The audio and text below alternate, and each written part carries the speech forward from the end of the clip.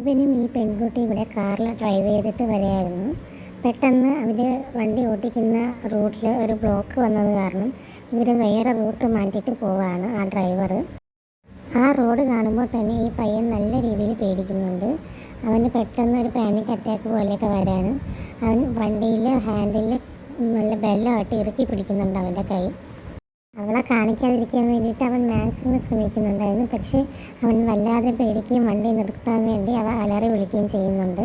Car stop ചെയ്യാൻ വേണ്ടിയിട്ട് അവ അവിടെ കിടന്ന് അലറി വിളിക്കുകയാണ്. ഇത് കണ്ടിട്ട് അവൾ പാനിക്കാവുകയും അവൾ പെട്ടെന്ന് ഡ്രൈവറിൻ്റെ അടുത്ത് പറയുന്നുണ്ട് കാറ് നിർത്താനായിട്ട്. അങ്ങനെ അവൾ കാറ് നിർത്തിയ ഉടനെ തന്നെ അവിടെ നിന്ന് ഇറങ്ങിയിട്ട് ആ റോഡിൽ തന്നെ അവൻ വോമിറ്റ് ചെയ്യുകയാണ്. അവന് ബ്രീത്ത് എടുക്കാനൊക്കെ ഭയങ്കര ബുദ്ധിമുട്ടായിട്ട് തോന്നിയിട്ടുണ്ടായിരുന്നു. അവൻ ഭയങ്കരമായിട്ട് ഡിസ്റ്റർബിങ് ആയിട്ടുണ്ടായിരുന്നു അവന്.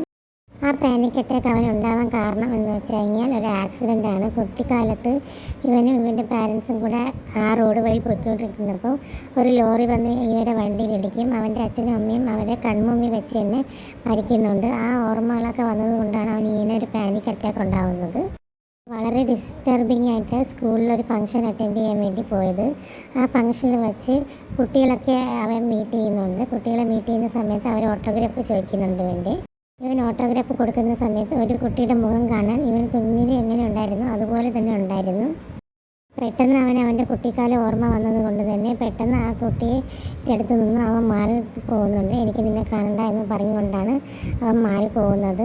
ഇത് കണ്ടപ്പോൾ ആ പെൺകുട്ടിയുടെ അച്ഛന് വളരെ മോശമായിട്ടുള്ള ഒരു ബിഹേവിയറായിട്ട് തോന്നി. ആ പെൺകുട്ടിയുടെ അച്ഛൻ അവനെ തടഞ്ഞു നിർത്തിയിട്ട് പറയുന്നുണ്ട് ആ കുട്ടിയുടെ അടുത്ത് മാപ്പ് ചോദിക്കാനായിട്ട്.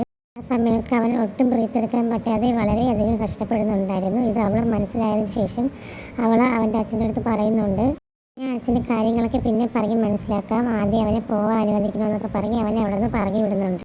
അങ്ങനെ അവൾ അച്ഛനെ പറഞ്ഞു വിട്ടതിന് ശേഷം ഇവർ വീട്ടിൽ പോയിട്ട് അവനെ ബെഡിൽ കിടന്ന് റെസ്റ്റ് ചെയ്യുന്നുണ്ട്. ആ സമയത്ത് അവൻ്റെ ലൈഫിൽ സംഭവിച്ച ട്രോമാസ് ഇവളോട് പറയാനായിട്ട് വില്ലിങ് ആവുന്നുണ്ട്. അങ്ങനെ ഇവൾ അവൻ്റെ അടുത്ത് നിന്ന് സമാധാനത്തോടുകൂടി അവൻ പറയുന്നതെല്ലാം കേൾക്കാണ്. ഇവൻ്റെ ലൈഫിൽ എന്താണ് സംഭവിച്ചത്, ഇവൻ്റെ ആക്സിഡൻറ്റിൻ്റെ കാര്യവും അവൻ്റെ അച്ഛനും അമ്മയും നഷ്ടപ്പെട്ട കാര്യമൊക്കെ ഇവൻ അവളുടെ അടുത്ത് പറയുന്നുണ്ടായിരുന്നു. അടുത്തൊരു വീഡിയോ ആയിട്ട് വീണ്ടും വരുന്നതായിരിക്കും. Thank you.